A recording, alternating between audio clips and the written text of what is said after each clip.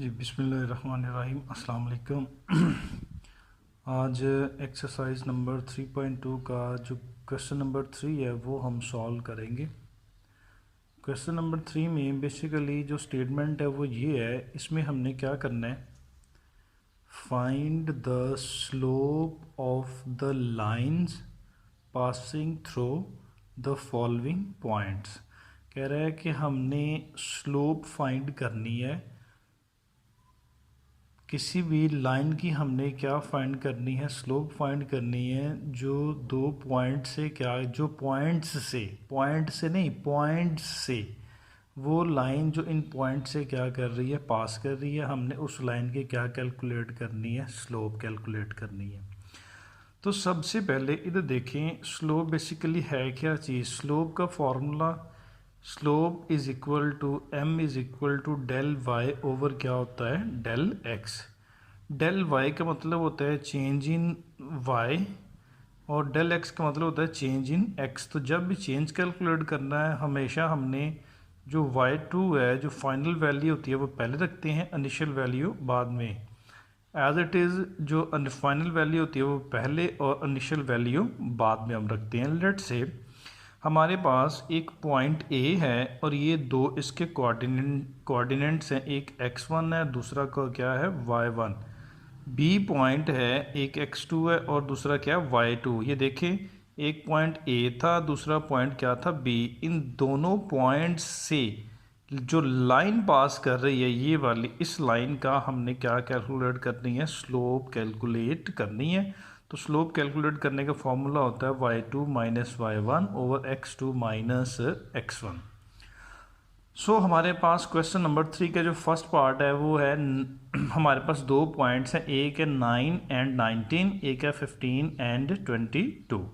जब हम इसको सॉल्व करेंगे तो हमारे पास ये एक पॉइंट ये है, ये इसके दो कोऑर्डिनेट्स हैं। पहला जो एलिमेंट होगा वो x1 को रिप्रेजेंट करता है, दूसरा y1 को। और जो पॉइंट 2 है, यानी कि जो दूसरा पॉइंट है, उसका जो फर्स्ट एलिमेंट होगा उसको नाम किसका देंगे, x2 का, और दूसरे को नाम किसका देंगे, y2 का। हमने कैलकुलेट करनी है स्लोप, तो स्लोप इज इक्वल टू होता है m इज इक्वल टू होगा y2 minus y1 over x2 minus x1। y2 की जगह पे उसकी वैल्यू, y1 की जगह पे y1 की वैल्यू, x2 की जगह पे x2 की वैल्यू और x1 की जगह पे इसकी value. 22 minus 19 it will become 3 and 15 minus 9 it will equal to 2, sorry 6। 3 1 1, 3 1 3, 3 2 6 and 1/2 हमारे पास इन इस लाइन की क्या निकल आएगी, स्लोप निकल आएगी। ठीक है, आगे है इस क्वेश्चन नंबर 3 का पार्ट है बी। उसमें भी हमारे पास जो पॉइंट गिवन है वो है -4 0 1 एंड -3। तो इसकी भी हमने स्लोप कैलकुलेट करनी है। तो ये देखिएगा, स्लोप इज इक्वल टू है del y over del x. तो हमारे पास y2 की वैल्यू क्या है, -3, और y1 की वैल्यू क्या है, 0, x2 की वैल्यू क्या है हमारे पास 1। और ये देखिए फॉर्मूले का माइनस, और ये वाला जो माइनस होगा, माइनस माइनस प्लस 4 आ जाएगा, ऊपर आएगा -3, 4 + 1 कितना आ जाएगा, 5। बेसिकली ये हम दो पॉइंट्स गिवन है, इन दो पॉइंट्स को जो लाइन मैप करेगी, कोइंसाइड करेगी, या इन दोनों पॉइंट से जो लाइन गुजरेगी ना, हमने उसकी क्या कैलकुलेट करना होती है, स्लोप। स्लोप कैलकुलेट करने का फॉर्मूला होता है हमारे पास y2 minus y1 over x2 minus x1।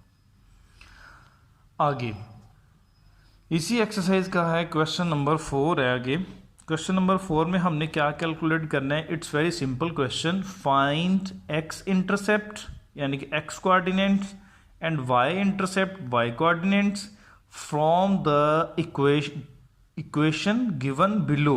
ये जो नीचे इक्वेशंस दी गई हैं, इनमें से हमने x इंटरसेप्ट और y इंटरसेप्ट कैलकुलेट करना है। So we have equation 8x minus 3y is equal to किसके आ रहा है, 15 के, which is named as 1। So first of all we will find x intercept. जब हमने x इंटरसेप्ट फाइंड करना होता है ना, तो x इंटरसेप्ट के ऊपर या x एक्सिस के ऊपर जो y की वैल्यू होती है वो किसके इक्वल होती है, 0 के। इसी तरह वाई एक्सिस के ऊपर let me start again question number 4 of exercise 3.2. The question is find x intercepts and y intercepts from the equation given below. So when we try to find x intercepts and y intercept, first of all, when we first find x intercept, then we can put y is equal to 0. कह रहा है कि जब हम x intercept की value calculate करेंगे ना, then हमें y की वैल्यू 0 पुट करना होती है. x इंटरसेप्ट का मतलब क्या होता है कि x एक्सिस के ऊपर जो y की वैल्यू होती है या जो y एक्सिस होता है वो क्या होता है, 0 होता है. ठीक है, तो इस तरह हम अगर x इंटरसेप्ट कैलकुलेट करेंगे तो y को हम क्या पुट करेंगे, 0 पुट करेंगे. इसको हम इक्वेशन नंबर 1 का नाम दे देंगे. ठीक है, तो हमारे पास ये देखें, जब हमने x की वैल्यू कैलकुलेट करनी है या x इंटरसेप्ट कैलकुलेट करना है ना, तो हमारे पास गिवन इक्वेशन इस तरह हो जाएगी 8x माइनस 3, y की जगह पे 0 पुट करेंगे तो that will be equal to 15. 3 को 0 से मल्टीप्लाई किया 0, तो ये हमारे पास आ जाएगा 8x is equal to 15 and x is equal to 15 over 8. ये हमने x इंटरसेप्ट निकाल ली है. ठीक है, दस the point and x intercept, और x इंटरसेप्ट के ऊपर जो हमारे पास पॉइंट होगा वो क्या होगा, 15 ओवर 8, 0. x इंटरसेप्ट का मतलब क्या होता है कि हॉरिजेंटल लाइन के ऊपर x एक्सिस के ऊपर y की वैल्यू क्या होती है, 0 होती है, जिसको हम क्या बोलते हैं, x इंटरसेप्ट. लेकिन वहां पे x इंटरसेप्ट की वैल्यू 0 नहीं होती. नौ अगर हम y इंटरसेप्ट की वैल्यू कैलकुलेट करेंगे ना, तो जब y इंटरसेप्ट की वैल्यू कैलकुलेट करना है तो हमें पता है कि हमने x को क्या पुट करना है, 0 पुट करना है इक्वेशन 1 में. तो हमारे पास इक्वेशन 1 ये है, 8x minus 3y is equal to 15, और x की जगह पे 0 रिप्लेस करेंगे तो ये क्या हो जाएगा, it will become 0 and minus 3y is equal to 15. Now we can calculate the value of y. 3 इधर मल्टीप्लाई हो रहा है, इधर क्या हो जाएगा, divide. 3 5 are 15 and y will be minus 5. So this the point at y intercept, y intercept के ऊपर जो पॉइंट होगा वो क्या होगा, 0 माइनस 5. देखें, y इंटरसेप्ट निकाला तो x एक्सिस क्या होगा, 0, और y की वैल्यू हमारे पास कुछ ना कुछ आएगी. ठीक है, तो इस तरह जब भी आपने x और y इंटरसेप्ट कैलकुलेट करने हैं ना, तो जब आपने x इंटरसेप्ट कैलकुलेट करना है तो वहाँ पे y 0 पुट कीजिएगा. जब आपने y इंटरसेप्ट कैलकुलेट करना है तो आपने वहाँ पे x कैलकुलेट करना है. तो x इंटरसेप्ट के ऊपर भी कोई ना कोई पॉइंट आएगा आपके पास, और y इंटरसेप्ट के ऊपर भी कोई ना कोई पॉइंट आएगा.